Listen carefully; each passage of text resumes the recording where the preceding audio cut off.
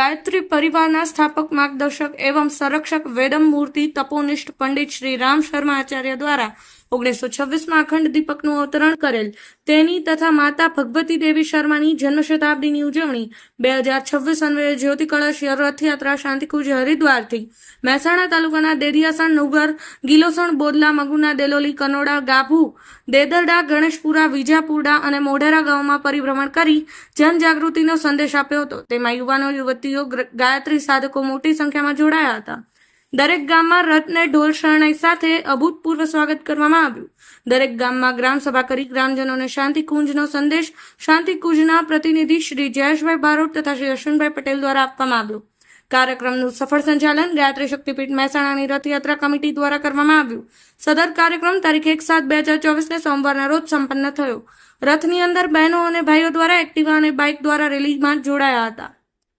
Kanaksinh Rajput, Patan news 24, Mehsana.